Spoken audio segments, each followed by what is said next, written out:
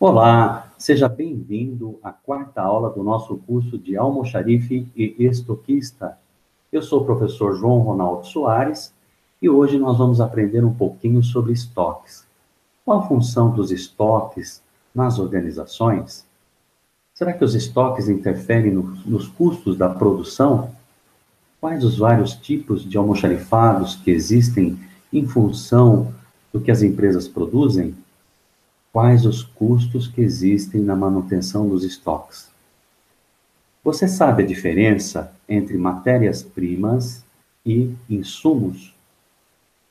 Vamos discutir também a questão dos espaços dentro do almoxarifado. E vamos estar encerrando a aula de hoje com um passo a passo de como fazer o recebimento de mercadorias nos depósitos. Abaixo da descrição desse vídeo, eu sempre deixo uma avaliação para que vocês consigam medir o progresso de vocês neste curso, tá certo? Não deixem de responder o questionário. E eu mando para vocês, naturalmente, os meus comentários para que vocês se aperfeiçoem neste curso. Eu espero que vocês gostem da aula de hoje e para darmos início, eu vou compartilhar com vocês os meus slides. Então, vamos lá. Compartilhando os slides. Então, vamos falar um pouquinho da questão da produção, né? Independentemente de serem produtos acabados, prontos para o consumo, semi-acabados, produtos que se encontram em processo dentro da fábrica, ou matérias-primas, o estoque de produtos cumpre uma função fundamental para uma empresa, a de tornar regular o fornecimento de produtos acabados. O estoque age assim como se fosse um mecanismo regulador da produção. Isto é, ele faz com que o produto sempre esteja disponível. Então, a função dos estoques é regular a produção, gente. Né? Vamos prosseguir. Vamos falar agora de estoques e custos, né? Os estoques também podem ter um papel importante na questão de custos de produção.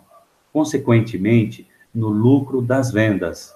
A sua manutenção permite que se aproveite momentos propícios para se adquirir matérias-primas ou outros produtos essenciais à operação em volumes maiores do que as necessárias à produção.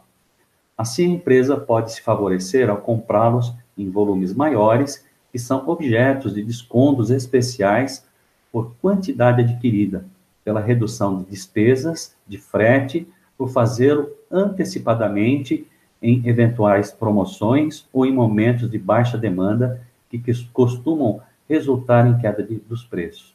Então, a gente percebe que os custos da produção estão diretamente ligados à compra de matéria-prima, né? A ponto de chegar a 50% a 80% do custo final do produto. Então, se eu souber fazer um estoque adequado e aproveitar as oportunidades de compra de maior volume, eu vou estar naturalmente interferindo nos custos da minha produção. Em havendo escassez de matéria-prima, comprar o produto antecipadamente permite continuar a operar normalmente, enquanto parte das empresas concorrentes, sem ter essa mesma possibilidade, possa estar sujeita a passar por momentos de baixa produção e vendas, dada a falta de matéria-prima. A gente observou isso, pessoal, durante a greve dos caminhoneiros. A maior parte das empresas tem um estoque reduzido, então estão dependendo do estoque dos seus fornecedores. E com a quebra da logística dos transportes, nós tivemos aí vários problemas na manutenção desses estoques e custos na produção. Vamos ver os tipos de estoques em função do que as empresas produzem, né? Então, nós temos o estoque de matérias-primas, que são transformados pela empresa. Se alguém perguntar o que é matéria-prima, são aqueles produtos que a empresa compra, que no processo de transformação, no processo produtivo, se transforma em produto acabado, semi-acabado ou num bem de consumo, né? Temos o estoque de materiais que não compõem o produto final, mas que fazem parte das diferentes fases do processo de matérias-primas, como ferramentas, embalagens, né? E assim por diante. Temos os estoques de produtos acabados de terceiros que serão incorporados aos produzidos pela empresa. Por exemplo, uma indústria automobilística, você tem produto acabado como assim pneus, né, faróis, né, bancos, acessórios eletrônicos. Então, aí nós vamos ter um depósito para esses produtos e também sofrerão um processo de transformação em produto acabado, que seria o automóvel, né? Nós também teremos o estoque de embalagens diversas e, finalmente, o estoque de produto final, ou produto acabado. Costumam permanecer nos estoques ainda, por determinado tempo, materiais diversos, como matérias-primas, móveis, máquinas, instalações, equipamentos, produtos semi-acabados ou acabados, componentes, peças, né, danificados durante o uso, a produção, a movimentação no interior da empresa. Então, os produtos desgastados, obsoletos, né, que são aqueles produtos que já não têm mais demanda, defeituosos, fora da validade, enfim, itens que deveriam vir a ser descartados, vendidos como sucata ou para reaproveitamento por outras empresas, reciclados, doados ou destruídos. Então, nós vamos ter um estoque desses produtos, não é?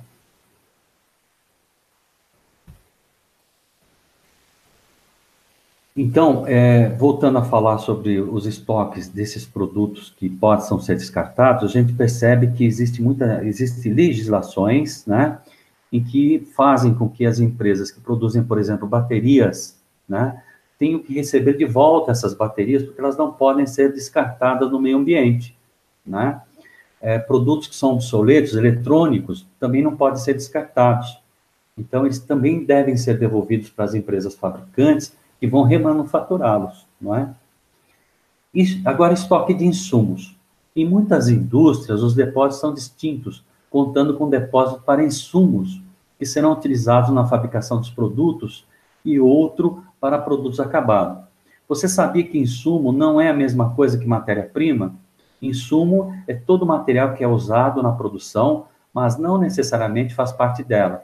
Exemplo, para produzir queijo, a indústria precisa de matéria-prima, o leite, mas também dos insumos, que são as máquinas, outros equipamentos, né, que o produzirão. Então, insumo é tudo isso, gente. É diferente de matéria-prima. Quais são os custos de manutenção dos estoques, né? Que foi uma das perguntas que fizemos no início da aula. Embora haja muitas vantagens que o uso de estoques pode oferecer, há outro lado que deve ser considerado com cuidado: o seu custo de manutenção. Esse custo tem relação não apenas com a quantidade de materiais estocados, ou seja, o capital da empresa empregado nos diversos itens, nas prateleiras. Nós chamamos isso de capital imobilizado, gente. Dentro do almoxarifado, nós temos dinheiro. Esse dinheiro parado lá no estoque, nós chamamos de capital imobilizado. O custo financeiro, mas igualmente com as despesas necessárias para a operação do estoque. Então, a gente percebe que quanto maior o estoque, maior o custo de manutenção. Por outro lado, nós vamos ter estabilidade no processo produtivo, porque não vai faltar matéria-prima. Então, o grande desafio do almoxarife, do estoquista, é andar nesse meio termo, fazer esse equilíbrio entre a quantidade de produtos no estoque, tem que ser o mínimo possível para eu ter um capital de giro, para a minha empresa funcionar, e ao mesmo tempo não pode faltar produtos para o meu cliente. Então, a gente vê empresas como a Toyota, que tem um estoque extremamente reduzido. Por quê? Porque eles podem contar com o estoque da fábrica. Eles têm um prazo de entrega de 48 horas dos seus produtos. Então, não precisam ter um estoque grande. Só tem um estoque necessário para a manutenção dos veículos que fazem a revisão diária, né? Agora, quando surge a necessidade de um produto diferenciado, eles podem contar com o estoque da fábrica.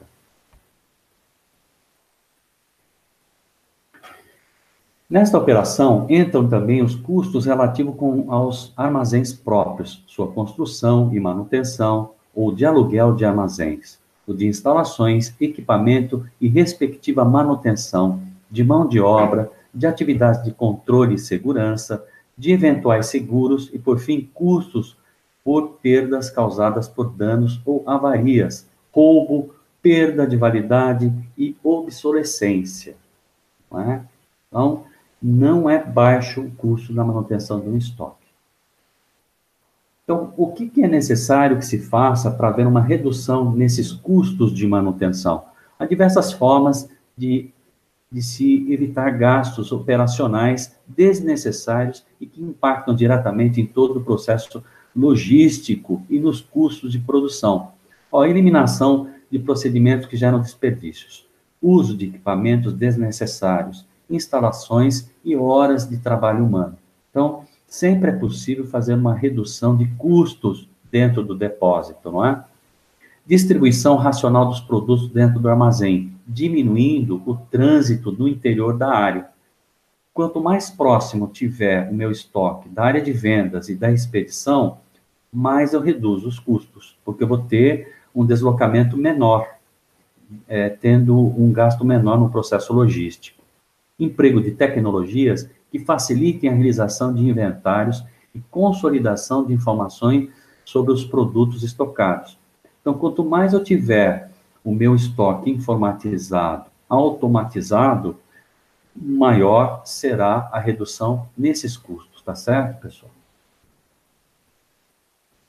Utilização de equipamentos e instalações perfeitamente adequados e de qualidade adequada às características do uso, como o peso, as dimensões dos volumes estocados e a frequência com que são carregados ou descarregados também interferem nos custos. Pelo uso de técnicas que tornem mais ágil a localização dos espaços reservados para cada produto, favorecendo as operações de entrada e de saída de mercadorias. Então, aí vimos 5 aspectos que podem influenciar nos custos na manutenção dos almoxarifados. Agora vamos falar da organização do espaço no almoxarifado. Talvez a primeira preocupação que os profissionais que atuam no almoxarifado devam ter em mente é a organização do espaço físico, o desenho do armazém e suas instalações. A isso nós chamamos de layout. Então, o que é layout? É como eu distribuo o meu espaço dentro do almoxarifado. Onde que ficarão, né, as estruturas de armazenamento? Qual o espaço que eu preciso ter entre uma e outra? Né? Qual o espaço que eu tenho que ter para o deslocamento dos equipamentos, né, como empilhadeiras, carrinhos e outros equipamentos, esteiras, né, para que haja agilidade nesse processo de movimentação de materiais. Tudo isso é layout. Equipamentos, instalações e o próprio almoxarifado devem estar sempre limpos, arrumados e organizados.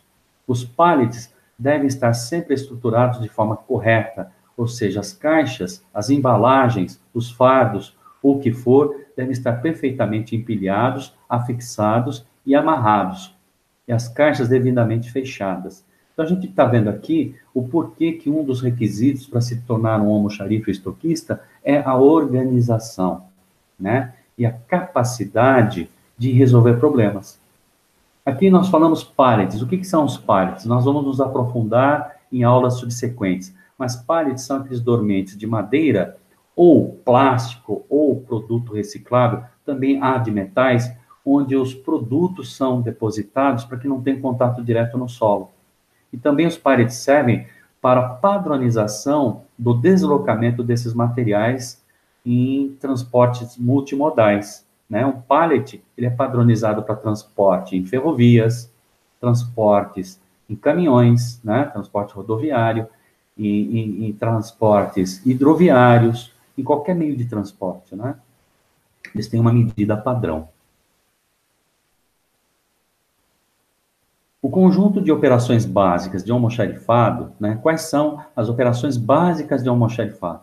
Compreende, então, a recepção dos materiais, que é o recebimento, sejam quais forem, a guarda, que seria o armazenamento, a separação e a entrega ao destinatário, que seria a distribuição.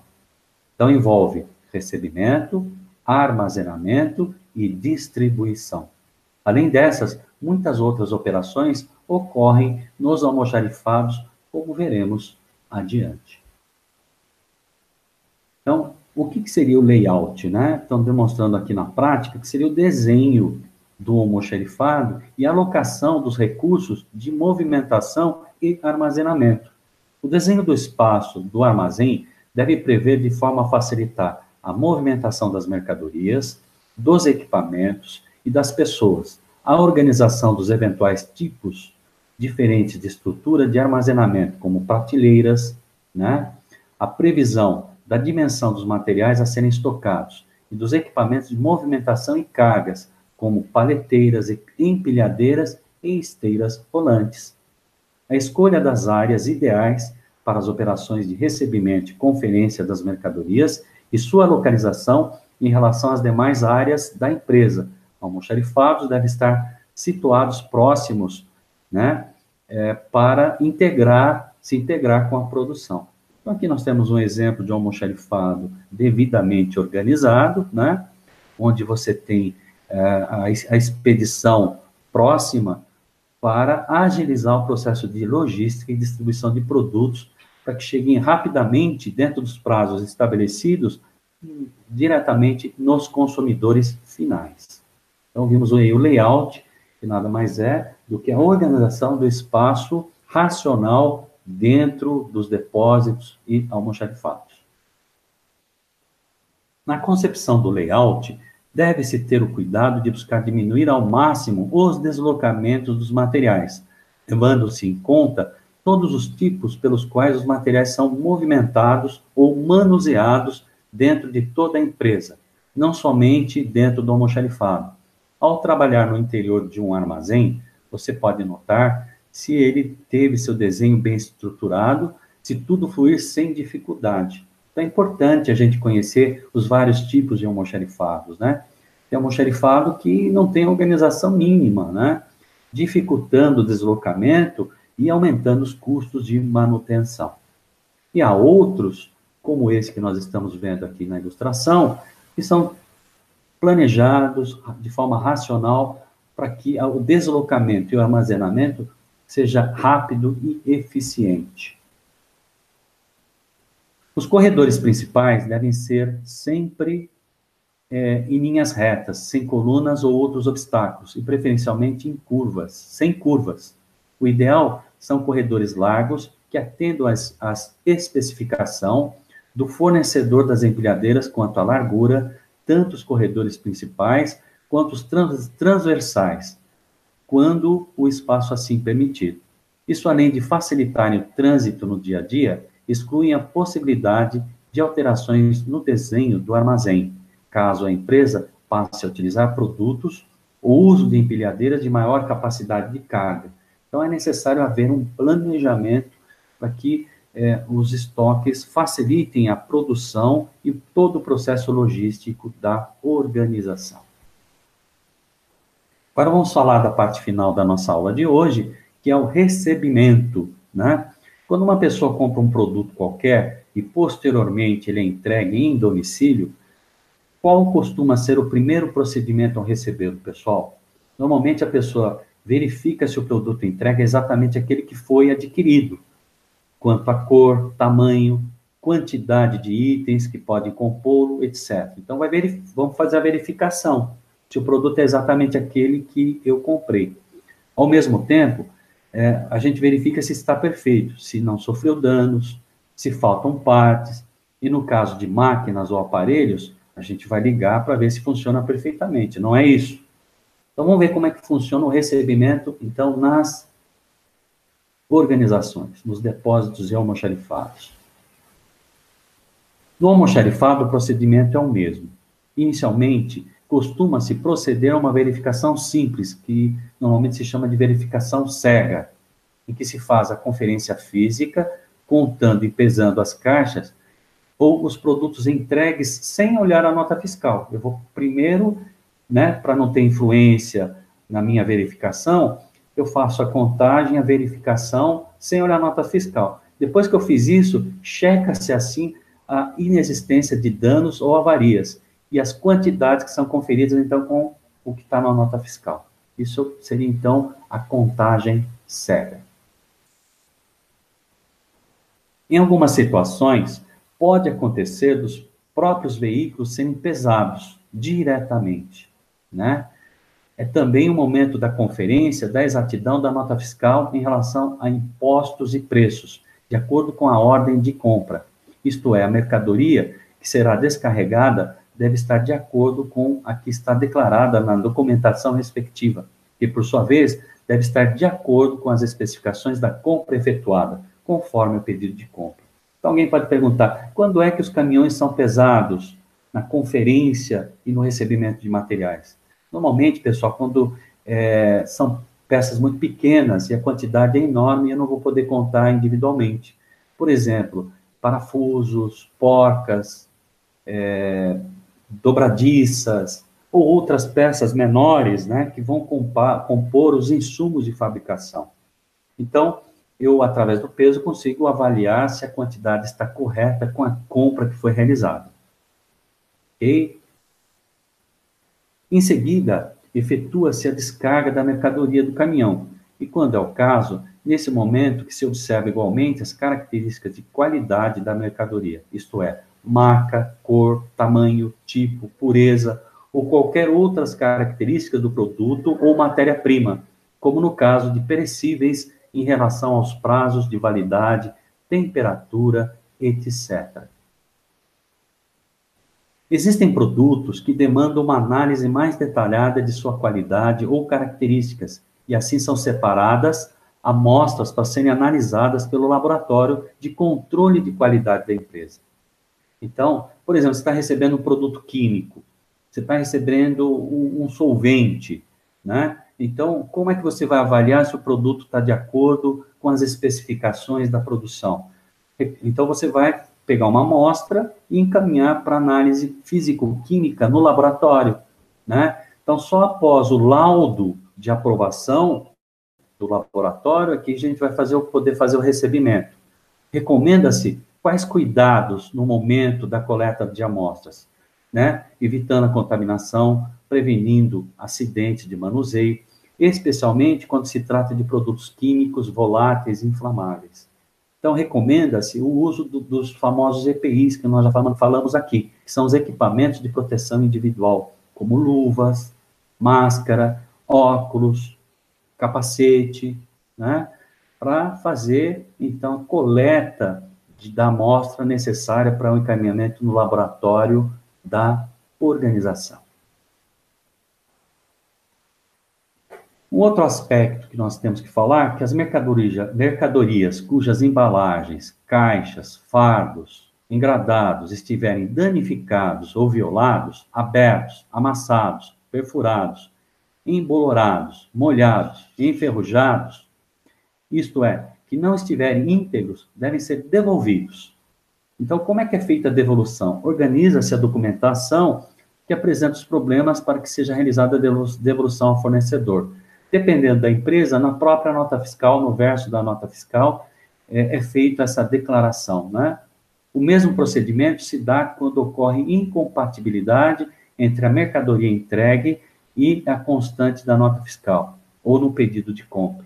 Então, houve uma discrepância, não é o produto que você comprou, então, né, vamos devolver. O produto veio violado, veio embolorado, veio danificado, vamos devolver esses produtos, tá certo, pessoal? Somente após a realização de todas as conferências e estando tudo de acordo, as notas fiscais são encaminhadas ao setor que irá processá-las, que é o setor de contabilidade, né, gente? Que é, então, a área de contas a pagar. Os procedimentos de controle e conferência são realizados no próprio momento da descarga da mercadoria. Uma vez comprovada a conformidade ou correspondência entre o documento e mercadoria, o entregador ou transportador exige a devolução do canhoto da nota fiscal ou outro documento devidamente assinado, datado e com o carimbo da empresa, em geral com o horário da entrega e o nome do responsável pela recepção das mercadorias.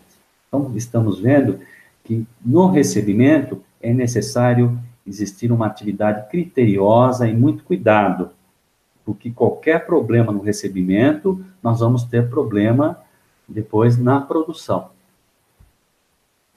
Então, aqui encerramos a nossa aula de hoje, né? Falamos hoje sobre estoques, foi uma aula especial.